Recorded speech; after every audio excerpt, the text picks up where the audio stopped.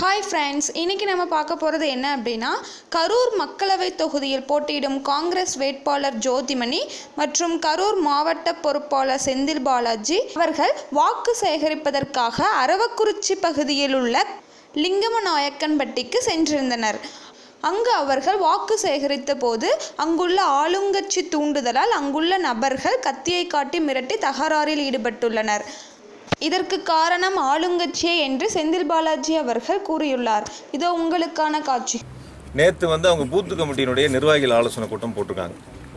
அந்த கூட்டத்தில் இப்போ வேட்பாளர் சொன்ன மாதிரி அங்கே பேசின ஆளுங்கட்சியோட மாவட்ட செயலாளர் பேசும்போது என்ன சொல்லியிருக்காங்கன்னா, தம்பிதுரை போகிற இடம் பூரா எதிர்ப்பு வலுவாக இருக்குது, பொதுமக்களாக மறிக்கிறாங்க, ஓட்டு கேட்கவே போக முடியல, போகிற இடங்களில் எந்த இடங்கள்லையும் கூட்டம் இல்லை, அதனால் நம்ம தோற்பது உறுதியாயிருச்சு அப்படிங்கிறது ஆளுங்கட்சி மாவட்ட செயலருடைய ஒப்புதல் வாக்குமூலம் அந்த நிர்வாகிகள் கூட்டத்தில்.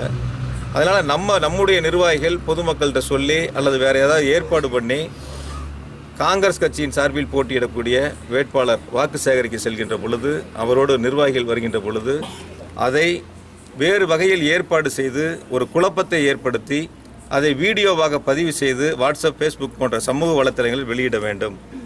இந்த தொகுதியில் பதட்டமாக இருக்கிறது, காங்கிரஸ் கட்சியினுடைய வேட்பாளர் செல்லும் இடமெல்லாம் எதிர்ப்பு இருக்கிறது என்ற ஒரு மாயை தோற்றத்தை நாம் உருவாக்க வேண்டும் என்று அவருடைய நிர்வாகிகளுக்கு எடுத்து சொல்லிதான் இன்று இந்த சம்பவம் அரங்கேறி இருக்கிறது.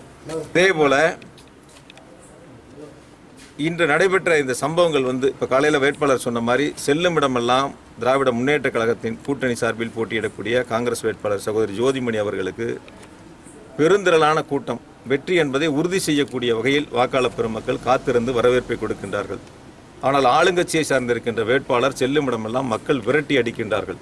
தோல்வி பயத்தின் காரணமாக கரூர் மாவட்டத்தில் ஒரு பதட்டமான அரசியல் சூழ்நிலை உருவாக்க வேண்டும் என்ற முனைப்போடு ஆளுங்கட்சியை சார்ந்திருக்கின்றவர்கள் அதிகார மமதையோடு இதை செயல்படுத்துகின்றார்கள். குறிப்பாக காவல்துறை அங்கே இருந்த அதிகாரிகளிடத்தில், காவல்துறையினரிடத்தில் தான் அவர்களை பிடித்து பொதுமக்கள் ஒப்படைத்திருக்கின்றார்கள்.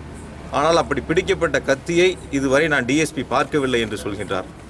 ஆக காவல்துறைக்கு எந்த அளவிற்கு ஆளுங்கட்சிக்கு சாதகமாக இருக்கிறது என்பதை நாங்கள் இப்பொழுது பேசிய பொழுது தெரிந்து கொள்ள முடிந்தது. அதற்கு பிறகு கடைசியாக நீங்கள் கொடுக்கின்ற புகார் மனு மீது விசாரித்து நடவடிக்கை எடுப்போம் என்று சொல்லியிருக்கின்றார்கள். பொறுத்திருந்து பார்ப்போம். இல்லை என்று சொன்னால் சட்டப்படி நாங்கள் உரிய நடவடிக்கை எடுப்பதற்கு நீதிமன்றத்தை நாடுவோம். வாக்கு சேகரிக்க சென்றிருக்கின்றோம். அந்த வாக்கு சேகரிக்கின்ற இடத்தில் அந்த ஊருக்கு தொடர்பில்லாத ஒருவர் யாரோடு இருந்த புகைப்படத்தை நாங்கள் இப்பொழுது காட்டினோம் என்பதையும் நீங்கள் பார்த்தீர்கள்.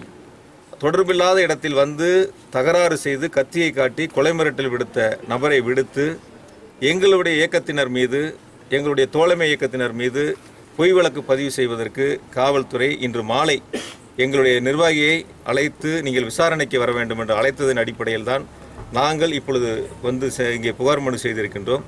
எனவே காவல்துறை இந்த விஷயத்தில் நேர்மையாக நடக்கும் என்று நாங்கள் நம்புகிறோம்.